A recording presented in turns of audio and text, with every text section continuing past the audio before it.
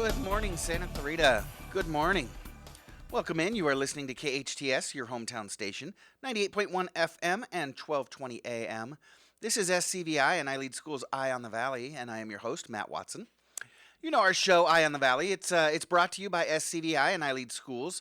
We are a network of charter schools with campuses in Castaic, Agua Dulce, Lancaster. We've also got a fully accredited online school. That's right, TK. Yep. We've got your 4.5-year-olds, TK through 12th grade in that online school. We've also got a burgeoning homeschool program. Man, I'm excited about our homeschool program. It's branching out in all different directions.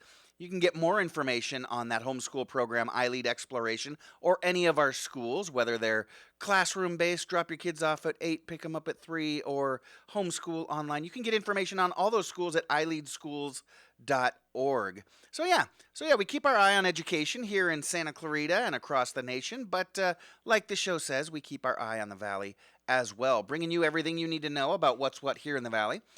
And we do so while trying to bring a smile to your face. You know, the show is on Friday mornings, and we try to start you off right for the weekend. We've got a 3-day weekend this weekend. You know, that one just popped into my brain. A nice little nugget there, celebrating Memorial Day and remembering our veterans and those that we've lost. So how you doing? How have you been? You doing okay? Are you, Patty? You doing all right? Yeah, I'm doing good. How are you? Good. You know, I'm okay, Patty. I'm okay. You know, you ask me how I'm doing, and I'll give you the same answer I give when people ask my relationship status. You know, it's kind of complicated this week. Oh. You know, I missed last week, as you know. I was on a short hiatus, short vacation with the family. My parents, Big T's family. We had a great time down in San Diego, and so I'm feeling great personally, feeling refreshed. You know, peeling off this. You got my little Irish tan going. Burn peel. But you know, as a country, we've had a rough couple of weeks. That shooting in Buffalo still has me, you know, really, sick to my stomach. And then we get the news about Uvalde, Texas, the other day, and it's just absolutely devastating. And details keep coming out about that just break your heart over and over again. So yeah, it's a little complicated. Obviously, thoughts and prayers go out to those affected directly, and thoughts and prayers go out to every child on campus today, as well as every parent that dropped off their child this morning. It's senseless, it's incomprehensible, and still our thoughts and prayers just don't seem to be doing enough. I don't know. I don't have the answer. We'll probably talk about this a little bit later on in the show. Because, you know, the show does go on. We do have what we feel is a strong show set up for you today. My expectation is that today's show will make you think, maybe consider some new perspectives, make you wonder, and yeah, hopefully we'll even make you laugh a little bit, because that is still very important, and I would argue that it might be a little bit more important today than it typically is on a Friday. Like I said, we got a strong show. I'm really excited about today's show. We're going to be talking in just a minute to Terri Budke, iLead's Director of North County Homeschool Programs. I know that some of you out there, as soon as you hear me say homeschool, you just kind of slam, let's get that tongue working, maybe another sip of coffee. Slam that emotional door shut when I say homeschool. You know, I always did too as a parent. It was funny. My son used to mention, "Why can't you just homeschool?" And I would say, "Nope." But maybe, just maybe, Terri's got the perfect program for you and your kids. See, I never felt that I had the time. I never felt that I had the ability to be 100% in charge of my own child's schooling. But I think Terri has built a system by which you can homeschool your kids and have all the support you need. We'll talk to her in just a minute about that. And a little bit later on, we've got Justin Hunt from College of the Canyon stopping by. Justin is a professor of, and faculty chair of the network technologies at COC. I didn't know this. They've got an amazing tech program out there at COC for those of you looking to get into the programming and digital engineering careers. And so we'll talk to Justin in just a minute. In hour number 2, our good friend Renee Marshall will stop by. If you know Renee, you've already canceled your 9 a.m. appointment, especially In light of those recent events we just talked about, you'll want to hear what Renee has to say about those events, about the state of education in our country, and you know what? We'll see if Renee can stick around, maybe bully her into playing a little trivia with Big T and I at the end of the show. So stick around. It's going to be a great show. So you remember back, what was it, year and a half ago, when we were still all in distance learning, and you say, yeah, Matt, those were the good old days, back when you were on 5 days a week. Yeah, I know. But, we've all still got a little bit of the PTSD from that distance learning. It was rough on a lot of us. But, some kids actually, and I talked to a lot of kids here on the air that responded pretty well to distance learning. Some of them said they were able to focus a little bit better. Their grades improved, and they enjoyed it. Not all kids. So, each child is different. They learn differently. But, a lot of kids really responded well, and it was just their parents. It was you that just couldn't take it anymore, right? Or maybe you've thought about homeschooling your kids, but you just weren't sure of how to get started. You just needed a little support. Well, my first guest might soon become your new best friend. Terri Budke is iLead School's Director of North County Homeschool Programs. She and her team have rolled out an exciting and innovative approach on homeschooling this year. Terri is from Mason City, Iowa. She's a graduate of the University of Iowa.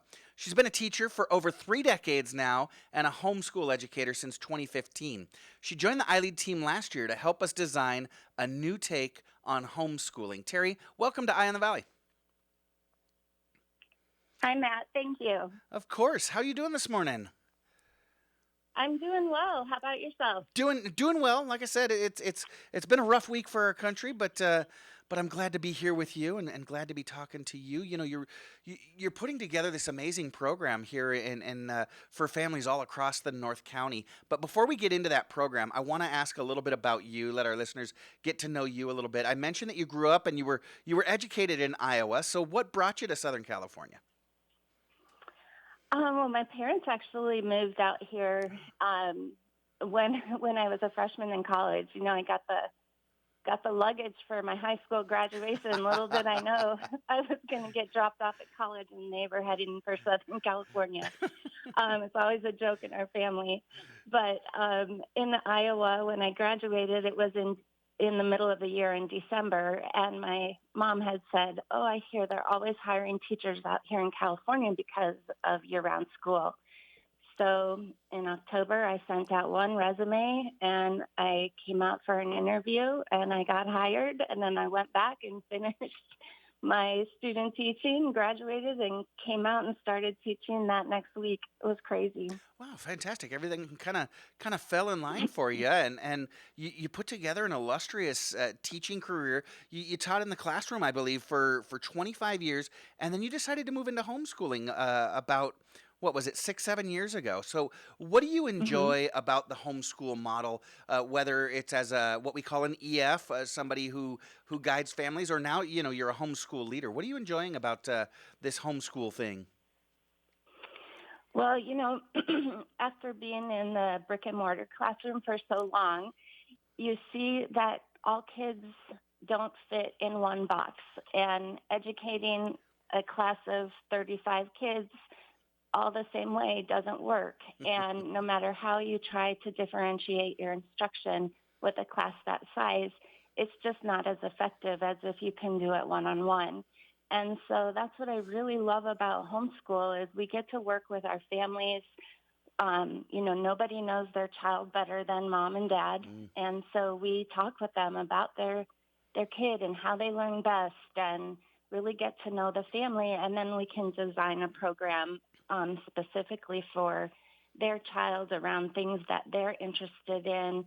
And in our new program, we teach families how to homeschool on top of it. So it's pretty wonderful. That is fantastic. And you're right. I was in the classroom for a long time, and every parent will tell you that their child is different. Their child is unique. Their child needs something a little bit different than every other kid, and every parent is right. Each kid is different. Each kid learns different. What an amazing way to cater the educational experience to each individual learner than to allow the parent to do it with your guidance, of course. So I mentioned that you've set up this innovative take on homeschooling. Can you tell us a little bit about kind of the nuts and bolts of your program? What makes your program with iLead so unique? Yeah, absolutely. Well, when I first started working in the homeschool world, um, the families that came to us were, homeschooled often themselves, the parents were, or they were in a community of friends that homeschooled. And so they really knew how to quote unquote homeschool. They knew curriculums that they liked. They had certain philosophies and so forth. But fast forward 10, 15 years, now families are wanting to homeschool for various reasons, whether, safety, as we've seen recently this week, Mm, safety of their children, religious or political views, you name it. There's so many different reasons why families want to keep their kids home to school. But they come to us not knowing anything about curriculum, not knowing how to school their children, and they're concerned we hear all the time that they're going to mess them up. They don't want to mess up their kids. And so we really, in this new program, hold their hand. We give them tons of support. We have already selected some curriculum that is homeschool friendly, and it's been award-winning curriculum in the homeschool world. So we give them the curriculum to use during the year. We set them up with a Chromebook, and we set them up with an educational facilitator who is a credentialed teacher that will walk them through the process of how to homeschool. We offer daily check-ins for grades TK through 3 via Zoom, and the older grades, they also have a check-in once a week with okay. their facilitator. Then we offer twice a week, we offer workshops that are 3 days a week that are in person. So if mom or dad wants to have their child socialize with some children, we offer that with fun, different activities like music and art, some STEM activities. There's been all kinds of awesome things that our facilitators have planned. And so they have that option to come. And we just really take the parents' hand and work right alongside them. Well, gosh, Terry, I mentioned as I was in the introduction that my son at one point wanted to be homeschooled, and the two biggest arguments that I had against it, you just kind of blew right out of the water. First of all, I didn't know how to do it. I didn't know how to homeschool my own kid. I wouldn't know how to teach him all the different things. And second, I wanted my kid to be able to socialize with other children his age. But you just, like I said, you just blew those arguments out of the water. If because you said the demographic is shifting. So if a parent realized that, like you said, they have safety concerns or they have health concerns, or their kid was one of those kids that just really did well in that learning from home model that we all experienced not long ago, but they don't know where to start. They can just walk into your office. You'll get them all set up and hold their hand as much as they need. Absolutely. And the, Yes. and then you've got the opportunity for them to show up on campus. You said 3 days a week and do different academic activities and artistic activities with kids their age. It's 2 days a week, 2 days a week. and it's for 3 hours. Oh So they wow. come and we do some activities, and then they have a little break. They get to have, quote unquote, recess with their friends. So they love having that and have a little lunchtime break. And then, yes, they have another activity. So it's been really fun for them to get to know each other, and they're sort of becoming like brothers and sisters. Now we have to talk to them about, making sure you're listening when when your facilitator's talking, because they're so comfortable with each other. It's fun. Oh, that is We also awesome. take the kids on different outings. We plan like park meetups. We went out to the Antelope Valley Poppy Reserve, and we have a park meetup coming on June 6th, June 7th, somewhere around in there. And they're going to meet out at Apollo Park in the Antelope Valley, where there's a lake, and they can see the ducks, and there's playgrounds and tracks for riding scooters and skateboards and things. So we try to get the parents to be able to get to know each other and network so that they have a friend that's also experiencing this homeschool journey for the first time, and they can support each other that way too. So this is a full wraparound for the parents. You're taking the kids on field trips and things like that.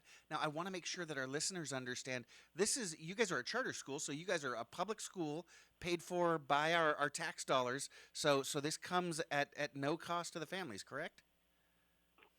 That's correct. It costs nothing. And in addition to letting your family use curriculum that we've already purchased, we also give, like I said, the child a Chromebook to use.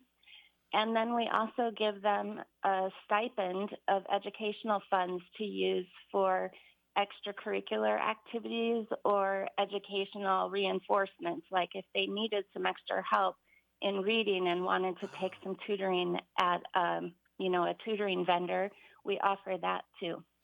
Wow. So my kid can get extra help beyond that's paid for with that kind of little bucket of educational funds that goes with each family, or those could probably be used on like PE activities if my kid's in Taekwondo, things like that.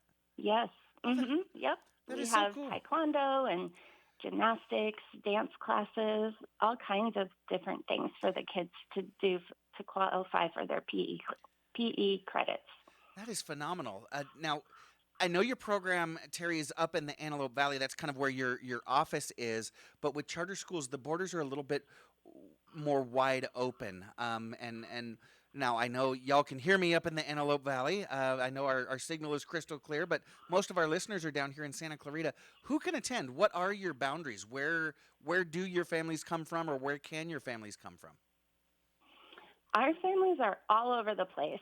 We have many that live in Santa Clarita and, further out like Cal City over toward like Tehachapi. So we're spread out all over the place. And so, yes, our like hub is in the Antelope Valley, but you don't have to live in the Antelope Valley to be a part of this program. And if folks are that spread out, I'm guessing that these on-campus activities aren't necessarily required. The workshops and the field study, the field trips and things like that, correct? That's correct. Those are all optional for the kids. And as COVID is hopefully going away, I don't know, it seems to be rearing its ugly head again. But as that seems to die down, then we are hoping to do like field studies to other places outside the Antelope Valley too. So things that are more convenient for those folks that are a little bit further away. That is fantastic. It sounds like it's fully customizable. I want to talk a little bit more about how families can customize this experience with you, Terri. But we do need to take a quick break. Terri Budke is iLead School's Director of North County Homeschool Programs, and her unique program just might be the thing for you and your family. Like I said, we've got to take a quick break, but we'll talk more with Terri when we get back. I'm Matt Watson, and this is SCVI and iLead School's Eye on the Valley, and you're listening to your hometown station, KHTS. Okay, Shelby, care to share with the class what you did this weekend? My weekend started in the African desert, where I was surrounded by wild animals, like fennec foxes. After that, I climbed towering trees in the rainforest and played next to an animal called a prehensile-tailed porcupine. Okay. Who's next? Ryan? I went to the mall. Visit the new Wildlife Explorers Base Camp at the San Diego Zoo and feel what it's like to be wild. Hey, Ned, what's with the cape and tights again? Didn't the boss tell you about that? No, this time I'm really a Pacific Air hero. I'm flying around keeping our customers cool with our WOW AC tune-up. It's Super Ned to the rescue! Get in the truck, Ned. Well, we're not letting Ned run around in tights. But we are saving people every day. Mark Schneider and daughter Kaylee for Pacific Air. We're saving people from a hot, miserable home caused by an aging or broken AC system. When you call Pacific Air, we know your time is precious. So we promise on-time service to save you time. And right now, with every WOW AC tune-up, we will disinfect and sanitize the inside of your heating and air system free. We think you'll say, wow! When you want the best, call Pacific Air. Schedule your WOW AC tune-up now, just $77, and we'll sanitize your heating and air system free. No surprises, just exceptional service, because nobody cares like Pacific Air. Details at pacair.com. Give blood and save lives. The UCLA Blood and Platelet Center is coming to Santa Clarita on Wednesday, June 1st, 1 to 6 p.m. at St. Stephen's Episcopal Church on Orchard Village Road, off Lyons. Schedule your appointment at ucedonor.com. Click blood drives and enter SSECH in the account code box.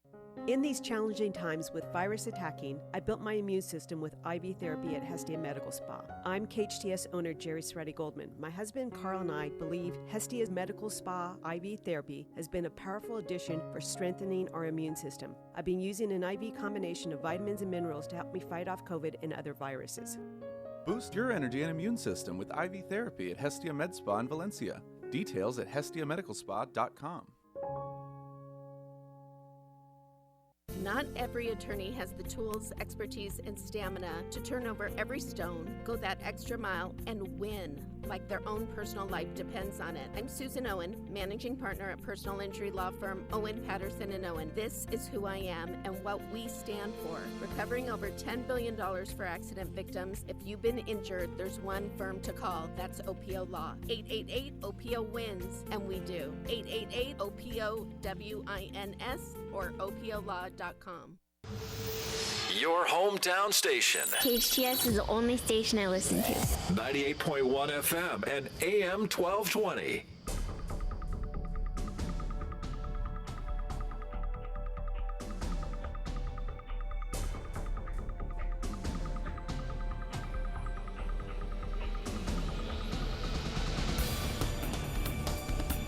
Welcome back. You're listening to KHTS, your hometown station, 98.1 FM and 1220 AM. I am Matt Watson, and you're listening to SCVI and iLead School's Eye on the Valley.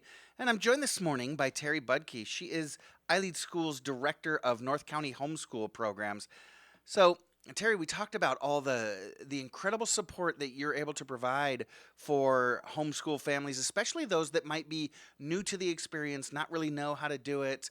They know that this is something that their kid needs, or they want to try it out, but they don't really know how to get into it. You've got the full wraparound services where you're supporting the parents or the families in schooling their kids. You're providing workshops on campus.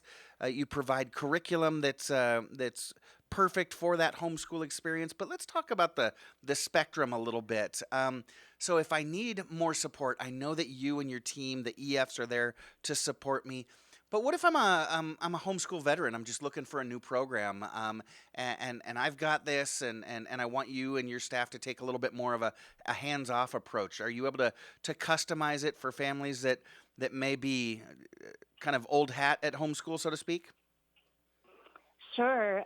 We just have to make sure that we're doing the minimum requirements that are, required by the state, which would mean to see the student's body of work every 20 school days. We call that a learning period. Mm-hmm. And that we meet with the family once every learning period, either in person or virtual.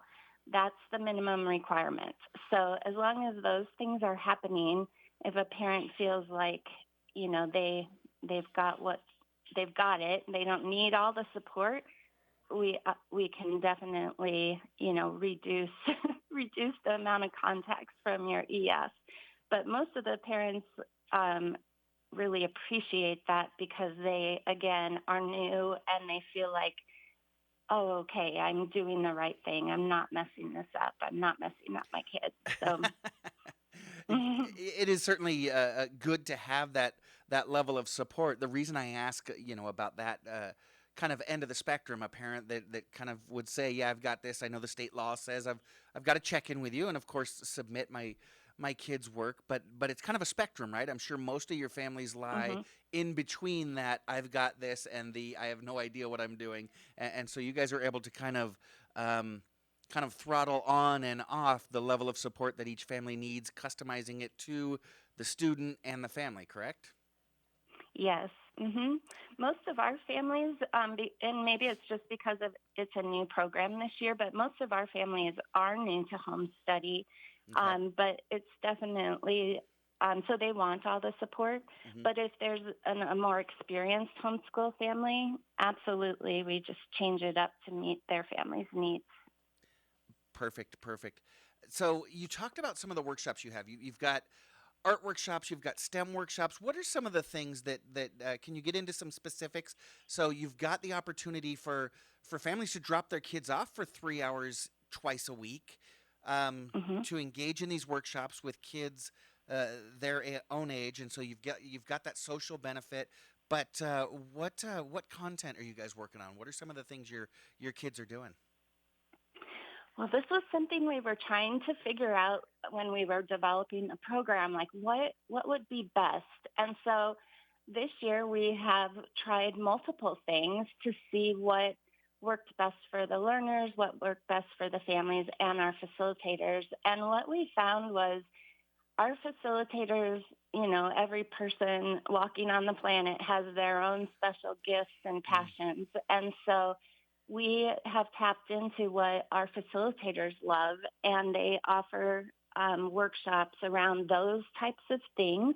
So we have a teacher that has been in brick and mortar schools in the past, and she was an art teacher. So she's taught, our kids some amazing art techniques like pointillism, and they've done some neat projects with that. And then we kind of tie things in with a theme.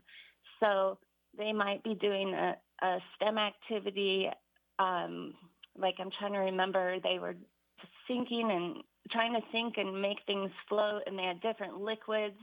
I want to say that was with pumpkins and things. Cool.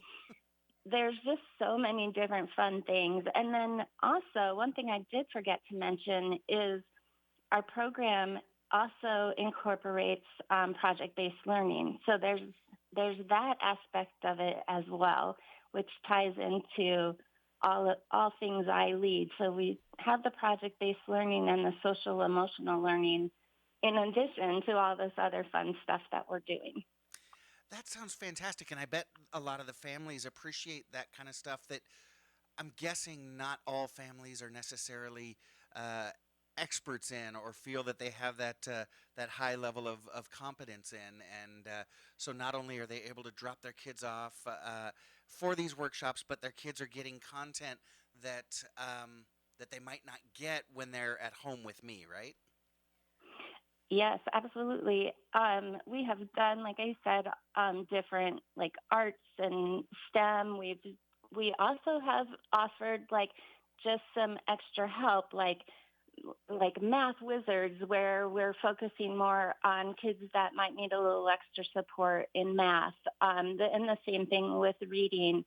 So we run the gamut from art to extra support in a certain curricular area. And it's been really fun. The kids just love it. The parents seem to love it. And, every homeschool mama needs a little bit of a break. So it kind of gives them that opportunity too. And it's all free and included with our program. That is fantastic. And like you said, it's all free. Once again, all of our schools are charter schools, so there's no tuition involved. It's all funded by your tax dollars. Now, Terri, I understand you've got an event coming up this Wednesday. What's going on Wednesday?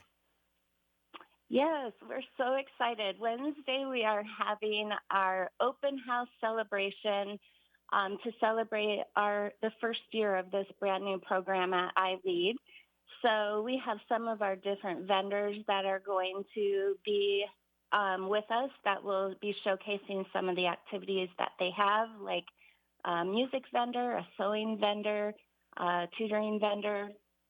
I think there's 5 or 6 different vendors that will be there. We're going to barbecue hot dogs and have chips and drinks and games. We're going to have water balloon toss and relay races and inside crafts and you name it. We are doing it, and we're also making like a handprint quilt of all of our learners that have been with us this first year and help kick off this new program, so that we'll always have a memento of our first year. That is beautiful. Now, you mentioned you're going to have vendors there on campus. And now, when most people hear the word vendors, they think booths that they're going to have to bring cash for. But these are educational services that they can use their homeschool funds on, correct? Yes, that's correct. So So it's just for the families to kind of see what sampling of the vendors that have been approved and background checked and that they are able to use their educational funds with to have those extracurricular activities. So cool. So I'm sure this is being catered for your current families, but if families are listening and they're interested, would this be a good event that they could maybe show up and chat with you and see what types of things your program has to offer? Yes, absolutely. That was our intention at the beginning, and then it's just kind of grown into this big party now. So all of our facilitators will be there. I'll be there. I'm hoping some of our executive people from iLead will be there, possibly some board members. We'll have some of our curriculum will be there as some families are starting to turn in at the end of the year, so you can look at what we have. You can see the spaces where we offer our workshops, and the more the merrier. Yes, please come check us out, eat a hot dog, and play some games. We would love to have you. It's from 4:30 to 6:30 on our campus in the Antelope Valley. Okay, and so in order to get a little bit more information about that event, to find your campus Wednesday at 4:30, or information on how to enroll, where do people get information, Terri? So they can go right to our website, which is ileadav.org, and they want to look for the homeschool program called Exploration. Okay, so they go to ileadav.org and then look for Exploration, and they can get all the information they need there? Yes, that's correct. They can also call 661-494-7442, which is the office phone number, and they can ask to speak with somebody in the Exploration program. So that's going to kind of be their key word to look for when they're on the website or when they call that phone number is Exploration. So one more time, Yes. For more information, go to ileadav.org and search for Exploration, or call that number 661-494-7442. Terri, I want to thank you so much for joining me this morning. Terri Budke is the Director of North County Homeschool Programs for iLead Schools. One more time for information, go to ileadav.org or 661-494-7442. Terri, you have a wonderful long weekend. We'll talk soon. Thanks, Matt. You too. Bye-bye. I am Matt Watson. You're listening to SCVI and iLead Schools Eye on the Valley. We'll be right back on your hometown station, KHTS. Santa Clarita Valley residents now have greater access to the excellent physicians and high-quality medical services for which Providence Holy Cross is known. Providence Holy Cross Health Center in Santa Clarita features state-of-the-art cancer and imaging technologies, as well as board-certified physicians in a variety of medical specialties. Quality and compassion from a healthcare provider you can depend on. For more information, call 1-888-HEALING or visit us at providence.org. No contract pest control. Did you hear that? Yes, Unipest has no contract, low impact, affordable, and environmentally and family friendly pest control options with orange oil or other family friendly products. Whether it's ants, spiders, gophers, termites, or bed bugs, Unipest Termite and Pest Control has an effective, eco-friendly option for you. Call Unipest today for a free orange oil inspection at 661-BUG-7575 or visit unipest.com. Dunkin' is celebrating spring with Dunkin' Lemonade Refreshers. Try the strawberry dragon fruit, peach passion, or the mango pineapple. Don't forget to grab a bite to eat. How about the tomato pesto grilled cheese, roasted tomatoes, pesto spread, and white cheddar on sourdough?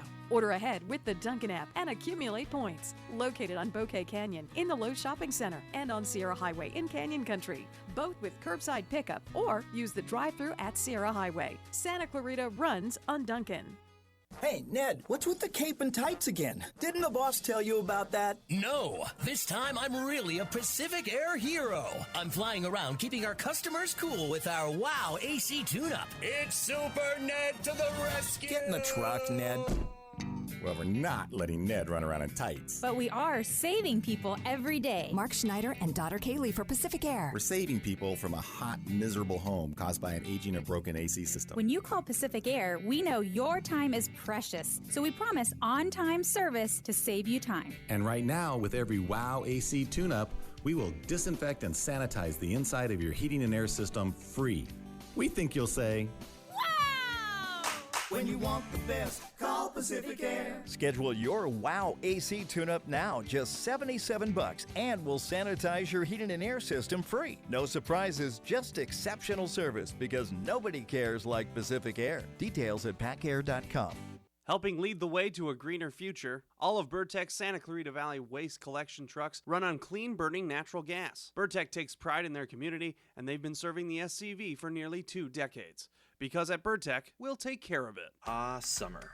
Trips to the beach, barbecues, taking classes. Wait, did you say taking classes? Yeah, College of the Canyons has a great selection of summer classes starting in June and July. I'm traveling this summer and I don't want to take in-person classes. Both online and on-campus options are offered. Well, I don't have a lot of money to spend. COC is only $46 per unit. Wow, I never realized how beneficial taking a summer class at COC could be. Visit canyons.edu/schedule and get ready. Reset. Go summer. Your hometown station, KHTS.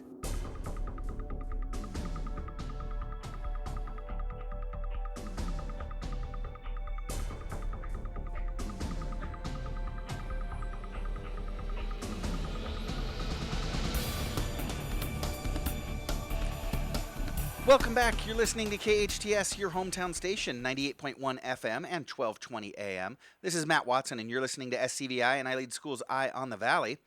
We're joined now by Justin Hunt. Justin has been at College of the Canyons since 2009, working in a number of roles from enrollment services to instruction over that time period. He's a full-time professor of network technologies and electrical systems, and going into his second year as department chair, where he's eyeing radically changing the face of technology education. Justin has over 20 years' experience in networking, systems administration, and security. Professionally, he's always orbited technology. In the Marine Corps, he was an electro-optics and ordnance specialist. He ran a successful consultancy in Santa Clarita and North Los Angeles County. Justin loves tinkering, robotics, and all things nerdy, as well as camping, biking, surfing, and outdoorsy fun. The only thing he loves more than nerding out is his wife, Sarah, and their 3 boys, Mason, Atlas, and Gunnar. Justin, welcome to Eye on the Valley. Matt, thank you so much for having me. I really appreciate it. Good morning. Glad to have you on. First off, before we get to these amazing programs you've got at COC, I want to thank you for your service in the Corps. And then tell me, what is an electro-optics and ordnance specialist? What did you do in the Corps?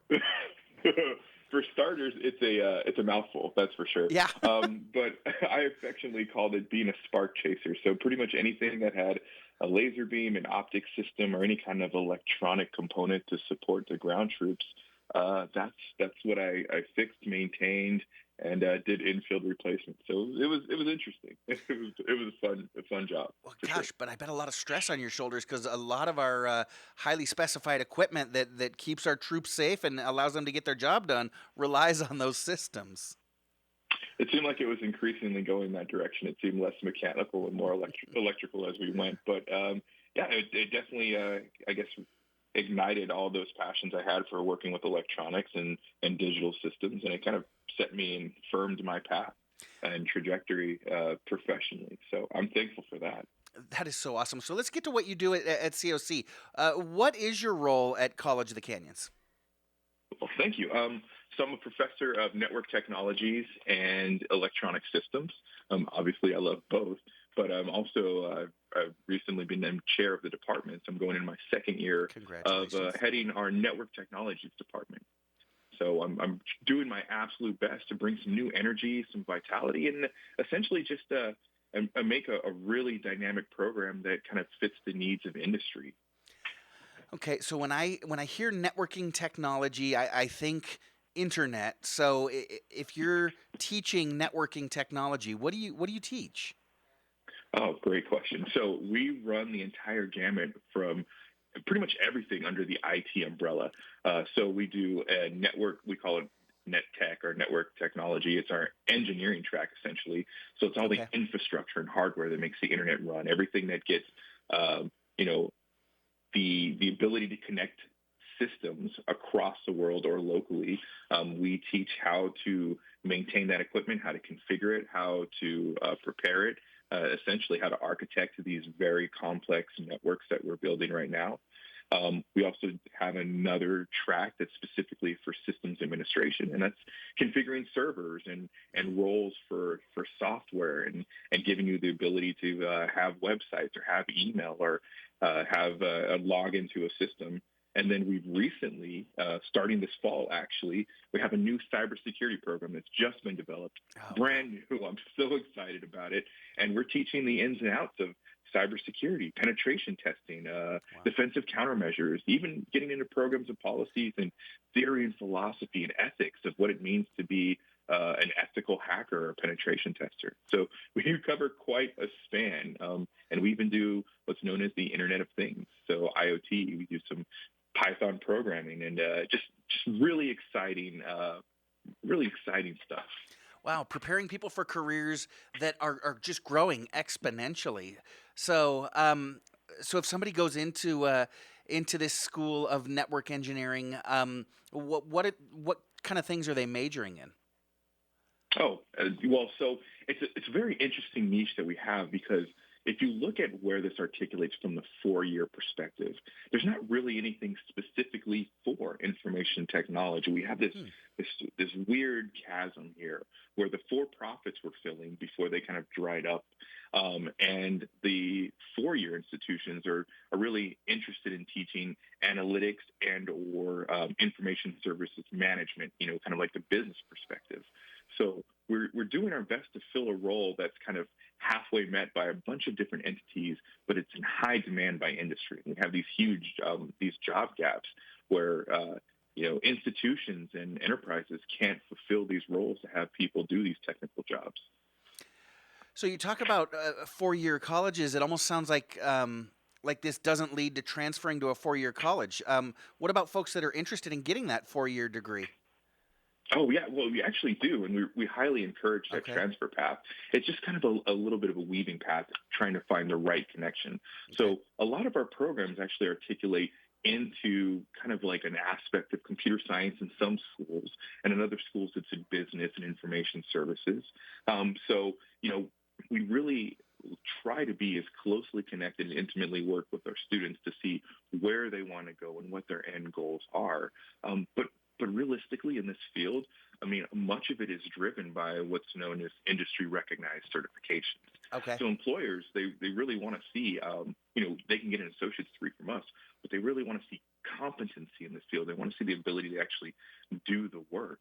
And that's one of the things that we prize at College of the Canyons in our program is all of our curriculum is what we call experiential. So we throw scenarios. We put these people in real-world experiences, at scale, and they essentially develop these troubleshooting, these critical thinking skills, these the mechanisms to maintain the digital world around us by going through essentially trial by fire the problems that real-world industry see regularly. Wow. So unlike some college to career paths, it sounds like your folks are able to go right into the workplace and be already experienced for these things. So what about those career paths? What's the competition out there? What's the likelihood of getting a job coming out of school? It's our students are actually getting actively snatched up left and right, and it really is a lucrative field. And I hate to put anybody off a path that's like directly to a 4-year track, because we do have articulations to 4-year schools, but we have employers regularly and internships are actively seeking our students because we can't fill. There's too many jobs in the spaces of systems administration, network engineering, and network technology, and cybersecurity. You hear the headlines all the time about there's some cyber attack or somebody's got ransomware holding their business hostage. So the skills are in high demand, and it's almost problematic to get enough students in timely enough fashion to support all the jobs that are out there. Well, and if it's in that much a demand, I can imagine that your students are probably able to negotiate with employers. Okay, so I've got my associates now from COC, and you want to take me straight into career. All right, I'll take the job, but you pay for me to continue on and get my my 4-year degree. That might be a way to go for some of your students. So it's definitely interesting to hear our students talk about how they have competing offers from different companies, and that, of course, makes me happy. But I guess it's a good problem to have. Oh, absolutely. Yeah, that's everybody coming out of college is stressed about where am I going to work, but not too many people are stressed about, okay, which one of these amazing opportunities am I going to choose? So if I want to get into the IT field, where do I start? Do I just pick up the phone and call you, Justin? You know what? Actually, I do prefer that. As a matter of fact, I mean, we have a phenomenal counseling staff, and they ask great questions, and we work really well with our advising team here at College of the Canes. But something that I always like to do is kind of create this intimate relationship between our department and students, and we like to start with a conversation. What are you passionate about? What really gets you up in the morning, and why do you like this computer thing or this coding thing? You know, and from there, starting with the conversation, we can really direct our students into a way that's going to be fulfilling and kind of scratches that itch for them. And even though we talked about the umbrella of IT, each track really is its own animal. I mean, they have their own different personality quirks that they kind of demand, their own, speciality that they lean towards. And it's definitely a gravitational pull for our students. So having that starting conversation to see what they love and what they like about the world of computers in general, or what they're curious about, really helps us kind of outlay a successful path for them. So have you got a website, a phone number that we can direct people to? Absolutely, definitely. So you can go to canyons.edu. That's Canyons with an S. That's the College of the Canyons webpage. And then our main directory is there, and we're under Network Technologies. And so starting there, and that'll give you as much information as you can take about our department and all our offerings. But also, if you just want to send me an email directly, justin.hunt@canyons.edu. And I love having these conversations and just kind of hearing about, where people's interests are and where their curiosity is, and see what path we can get them on. And we'll put that contact info in our Facebook live chat. Justin, we do have to run. I know your program is just blowing up and you have intentions to just continue to grow it. Thanks so much for joining us this morning. Justin Hunt, Professor and Faculty Chair of Network Technologies at COC. I'm Matt Watson, and you're listening to your hometown station, KHTS.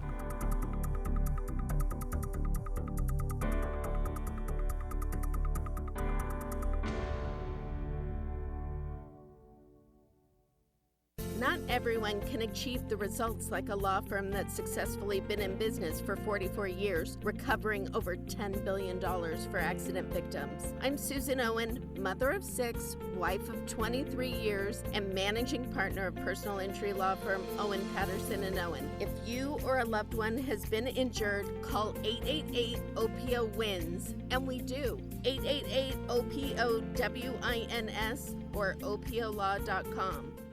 SCVI is a tuition-free TK through 12 charter school that gives your child boundless opportunities to think critically and imagine freely. We offer a customized learning program built around your child's unique interests and strengths, with the only International Baccalaureate program in all of Santa Clarita. Our approach keeps students and families in step no matter where your learning is taking place. Be empowered to make your mark on the world at SCVI. To take a tour or enroll now in our one-of-a-kind program, visit iLeadSantaClarita.org. iLead Schools, free to think, inspired to lead. Experience Frontier Toyota's all-new hot and exciting Toyota lineup. Serving the Santa Clarita Valley for over 30 years. Frontier Toyota, the Camry, Corolla, and Prius Kings. They're tops in Tacoma and Tundra trucks. Frontier Toyota, the new way of car buying. Shop from home at frontiertoyota.com or visit their showroom at Valencia and Creekside. Discover a whole new car buying experience with your friends at Frontier Toyota. You already know Salt Creek Grill has the best food in our valley. Well, now you can have Salt Creek's gourmet meals catered to your event. I'm Greg Amsler, owner of Salt Creek Grill. I'd like to introduce you to a new level of catering, featuring our catering director, Tamara Levine. Salt Creek Grill creates memorable experiences, which leaves our clients and guests with a sense of awe and excitement. From menu development to picturesque presentation, you'll enjoy culinary excellence and creative catering. Salt Creek Grill, a new level of catering. Santa Clarita has a new singing sensation, Terrell Edwards. 100% giving it your all and nothing. Terrell Edwards opening at Santa Clarita's Canyon Club for the Super 70s group Ambrosia. That's how much I feel for you, baby. Ambrosia and Terrell Edwards at the Canyon Club Santa Clarita, Saturday, June 18th.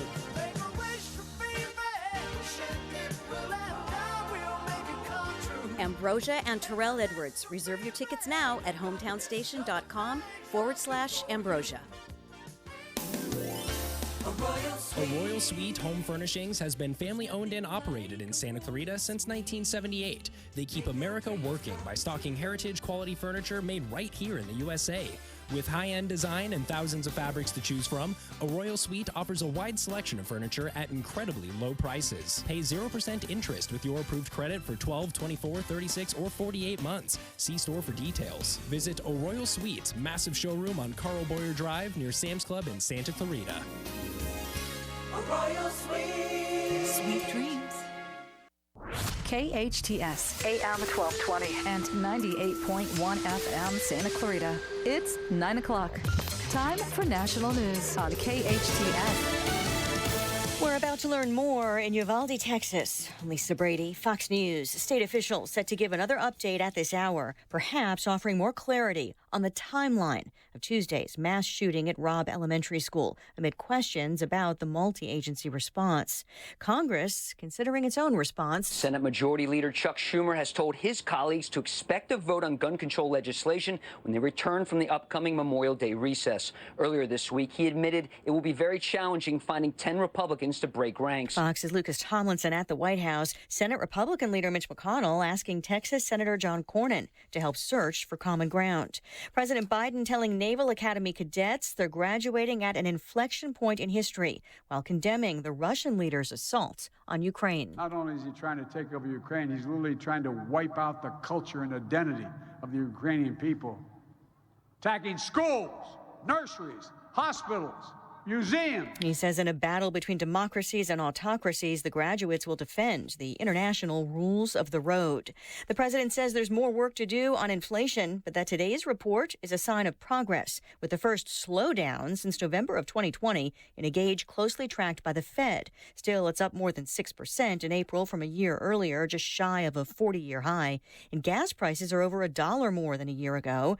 It could be the busiest Memorial Day weekend for travel, though, since before the pandemic, even with airfares as much as 40% higher. The average round-trip ticket will cost you just under $400 for a domestic flight, but a lot of the people we talk to say they're willing to pay up because they are tired of being cooped up. Fox Business's Grady Trimble at Chicago's O'Hare Airport. The U.S. slapping new sanctions on North Korea over another round of missile tests, a day after Russia and China blocked a UN resolution. America is listening to Fox News.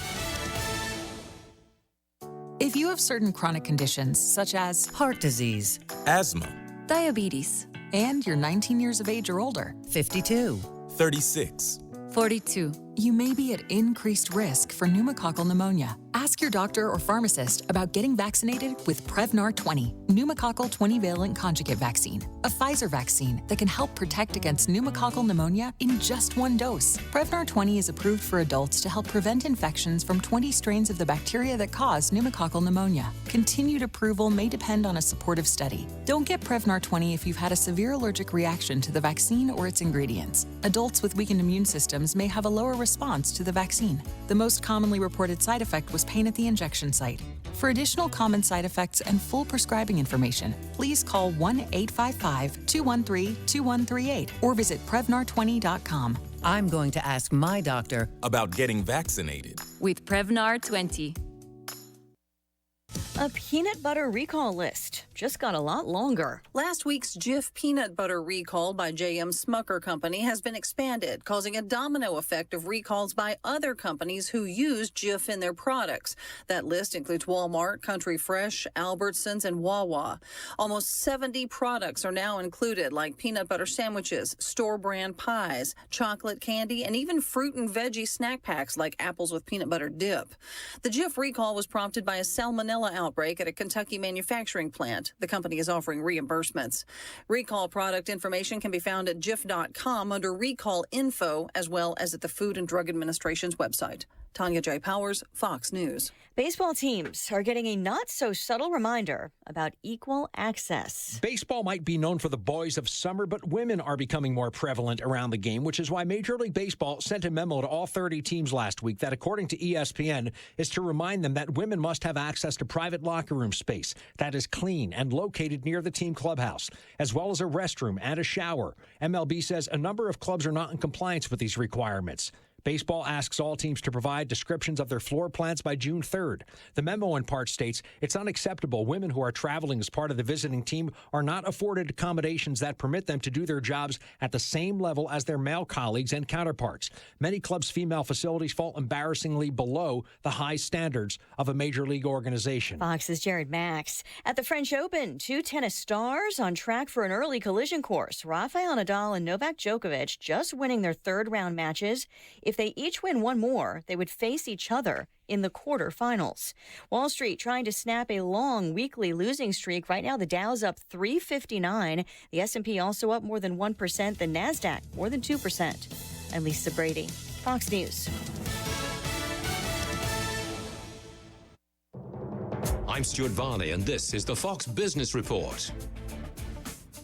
Investors are hoping to see stocks end the week higher, snapping a punishing losing streak. Inflation moderated slightly last month as measured by the Federal Reserve. The Fed's PCE index increased 6.3% in April from the year before, and its core PCE index rose 4.9%. Both are down from March. Toyota is making another cut to its production, blaming part shortages caused by COVID lockdowns in China. The Wall Street Journal says the maker of Enfamil infant formula is pushing ahead with its plan to sell the business.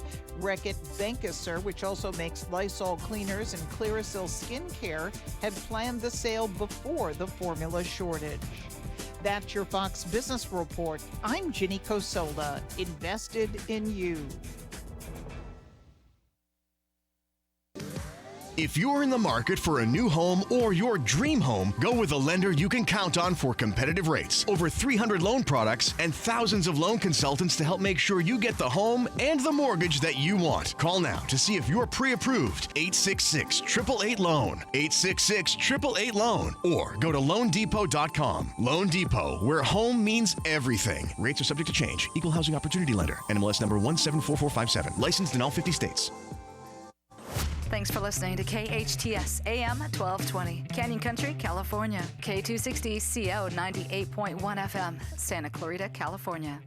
No doubt about it, LA is an awesome place to live. But even while living in the land of beaches and mountains, it's safe to say that we could all use a real vacation right about now. One where you don't have to stop for gas, cook your own meals, or strip your own sheets. Lucky for us, Princess Cruises has a port right here in LA. Now, for a limited time, LA residents can sail with Princess from just $89 per day to the beaches of Mexico, the tropics of Hawaii, or cruise along the California coast without getting stuck in traffic. That's right, just $89 per day. And while these great destinations aren't going anywhere, these deals won't be around forever. So visit princess.com, call 1-800-PRINCESS, or contact your travel advisor to book your cruise today. Set sail with LA's cruise line, Princess Cruises. Terms and restrictions apply. Promotional pricing ends November 30th, 2021. Ships are Bermudan and British registry. Before booking, consult the CDC website at www.cdc.gov. Beat the heat this summer at Six Flags Hurricane Harbor. Open for select days starting Memorial Day weekend. Embark on an epic journey through dives, waves, and splashes on the tallest, longest, and fastest water slides. From family play areas and relaxing lazy rivers to pulse-pounding water slides, this is your Hurricane Harbor. For your chance to win a day at Six Flags Hurricane Harbor, keep listening to KHTS. Not a winner? You could still get the coolest deals on tickets and passes by visiting sixflags.com today. Dunkin' is celebrating spring with Dunkin' Lemonade Refreshers. Try the strawberry dragon fruit, peach passion, or the mango pineapple. Don't forget to grab a bite to eat. How about the tomato pesto grilled cheese, roasted tomatoes, pesto spread, and white cheddar on sourdough? Order ahead with the Dunkin' app and accumulate points. Located on Bouquet Canyon in the Lowe's Shopping Center and on Sierra Highway in Canyon Country. Both with curbside pickup or use the drive-thru at Sierra Highway. Santa Clarita runs on Dunkin'. Your hometown station. Life takes us in different directions sometimes, and we may not always have computer access for breaking news. KHTS has a solution. Text alerts. Breaking news you need to know about fast. Freeway closed? We'll text you directly. Emergency police activity in the Santa Clarita Valley? We'll text you. Sign up now for text alerts at hometownstation.com. KHTS has your back. 98.1 FM and AM 1220. The following is sponsored programming and does not necessarily reflect the views or opinions of KHTS or its ownership.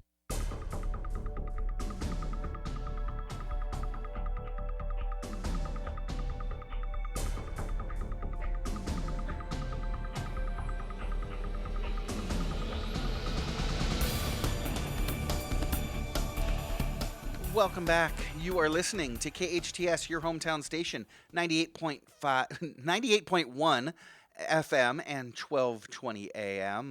This is Matt Watson, your host, and you're listening to SCVI and iLead Schools on Eye on the Valley. I just still got my head thinking about Justin Hunt at COC and all the great things that he's doing with network technologies at College of the Canyons program. I wanted to get into all the amazing things that Justin's doing to expand that program as well. They're going into cybersecurity, which is just the need for cybersecurity technicians and engineers is massive in the world, and so Justin's rapidly expanding that program at COC. So again, head on over to COC's website. Producer Sarah dropped the link in our Facebook Live feed, or give Justin a call. He's got some great things going on. He's expanding the program, and gosh, he can almost guarantee you a job coming straight out of COC. But let's get to my next guest today. My next guest, Renee Marshall, education expert, consultant, community leader, and education advocate, has quickly become renowned across the state of California and beyond for her deep understanding of a myriad of educational topics, including teacher preparation, humanizing learning, and reimagining education, especially from an equity lens. Renee has her bachelor's degree in psychology and master's in education and teaching from UC Santa Cruz. She is a banana slug. She earned an additional master's in ELPS, that is Educational Leadership and Policy Studies, from CSUN. Renee has been supporting California community colleges since 2004. In fact, she served as both faculty and an administrator while at College of the Canyons herself. In 2019, Renee started a consulting business, Renee Marshall Education, as a vehicle to support both community college and K-12 education systems. You know, because she's bad like that. Renee has been honored with an Outstanding Educator Award, the PTA Golden Apple Service Award, and as one of Santa Clarita Valley's top 100 under 40. She serves as the vice president of the Santa Clarita Valley Education Foundation and is proud of the work that she does to support TK through 12 education and the California Community College teacher preparation programs. Renee Marshall has dedicated over 25 years to the field of education and has called Santa Clarita home since 2001. Renee, welcome back to the show. Good morning. Thanks for having me today. Oh, we love having you. We always love having you, Renee. As a matter of fact, you're kind of like this show's Buck Henry. I think other than my stupid brother, you've guested more than anyone else. In fact, you've even been a co-host of the show a couple of times. We at Eye on the Valley are kind of your fanboy, you know. So can you? I'll take it. I'll take it. There you go. So maybe you can explain to everybody exactly what you do for a living that makes us such a huge fanboy. Thank you so much, Matt. As you mentioned, I've been an educator in our community for a long time, and I've had the honor of, I actually was a teacher in all 4 schools in the Castaic district. Mm-hmm. And then I went to COC, where I served as a professor, and I served as a director of teacher preparation for 14 years of my career. And then while I was at COC, I started, I didn't realize that when I was starting teacher preparation or kind of reawakening teacher prep at COC, I was new to the community college system. So Matt, like I assumed that people did that across all 116 community college campuses. And what I learned probably about like 6 or 7 years into it was what I was doing was actually really innovative, and it wasn't happening across the state. And so over time, I started realizing that what I was bringing to College of the Canyons could be scaled across all the community colleges in California. And so I've had it's been 3 years now. In 2019, I stepped back from COC after I loved being there, left on great terms, which is always the best way to transition from an organization that you believe in. And I started my own company. And now I basically am like a puzzle maker. I help to bring education systems together. I support colleges across the state with developing teacher preparation programs and resources for future teachers. I also support community-based organizations and nonprofits. I do a lot of grant writing. I do a lot of brainstorming. I'm a big thinker, Matt. I'm always dreaming of huge things because I believe in education. I believe in children and families. And one of my goals is to make it easier for people who want to be teachers. I want to help to get lots of resources and take down barriers for anyone who's thinking about coming into the field of education. So I do quite a bit. I call myself a puzzle maker, but technically I'm considered an education consultant. And when you're talking, I just kind of picture like satellites all over the universe linking up, and you're kind of the person plugging all those things in. But now, the truth is we want to do hubs across the state and have nice. people that coordinate across education systems. Because like community colleges do teacher prep, but so does K through 12, and so does our 4-year colleges. So it's too bad that we have silos. So we're working on breaking those down. Yeah. We say we're living in the age of communication, but we don't communicate enough. So, So what does your calendar look like, Renee? You wake up, you pour yourself a cup of coffee, and you go to work. What do you do on the day-to-day? I'm like nonstop. I'm doing all sorts of different things. Right now, I'm helping to write grants for a couple different community-based organizations. I'm also helping to run the Teach LARC, which is 19 colleges in the Los Angeles region, and we have a collaborative. I also support the statewide California Community College Teacher Preparation Programs, and we have a statewide collaborative, and we have a couple different communities of practice. And so, I mean, I'm just working all the time. And here's the cool thing, though. I get these opportunities, and then I pick and choose what I get to work on. And I know that, like, I've been in the field for a long time now, so I don't do everything. I get to do these things that I know that I can help the largest amount of people possible with. And so that's what I invest my time doing. Like, for instance, I'm working on a grant right now. If we get $1 million for this nonprofit, it will completely change the face of the nonprofit and like what they're able to do and the services that they can provide. So, you just try your best to get all the ducks in line and, do everything you can to advocate for those education systems and those nonprofits that I work for. That has got to be so remarkably satisfying. And I understand that you recently participated in a meeting of the California Commission on Teacher Credentialing. In fact, I think you facilitated some of the conversations. That's really cool. What were the topics? What'd you do? Sorry, I didn't mean to step on your... That's okay. You sound excited about it. Well, it was really interesting, actually. In April, I was up in Sacramento for a conference, which was one of the first ones I've had the chance to go back to face-to-face. So that was so exciting.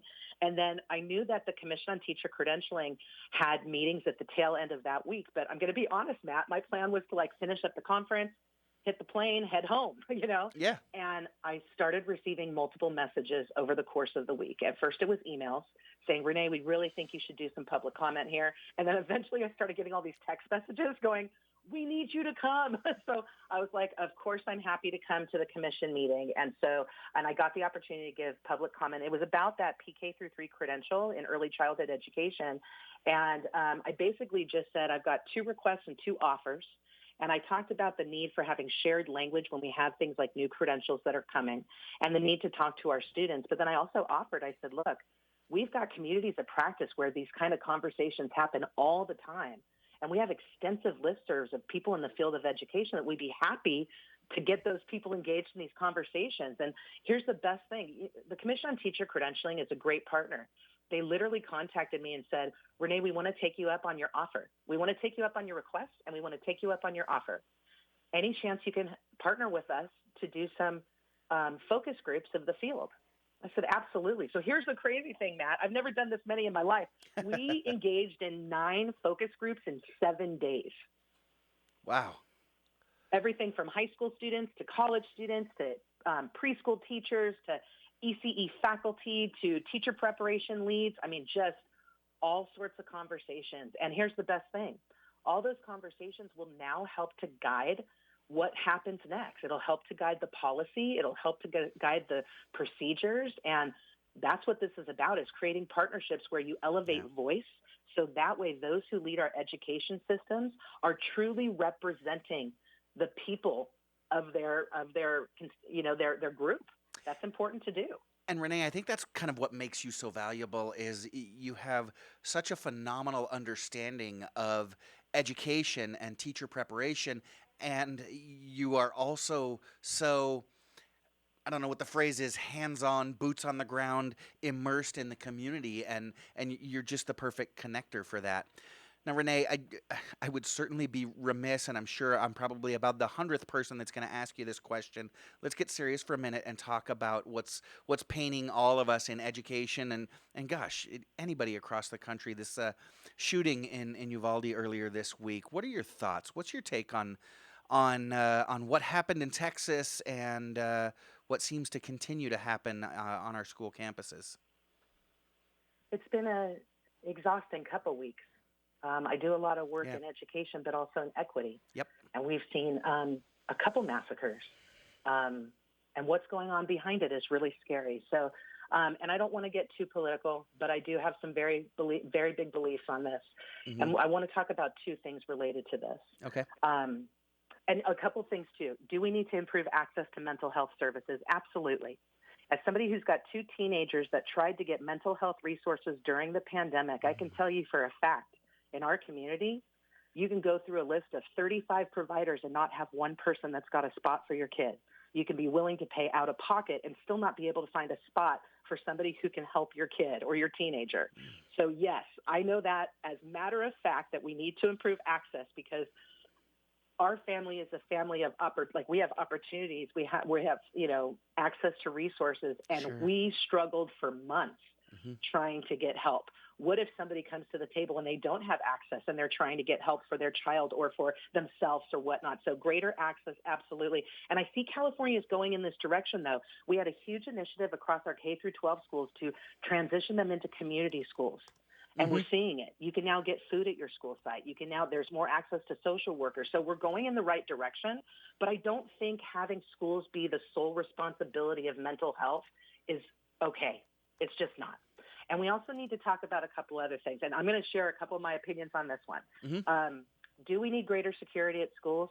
We could always benefit from greater security at schools.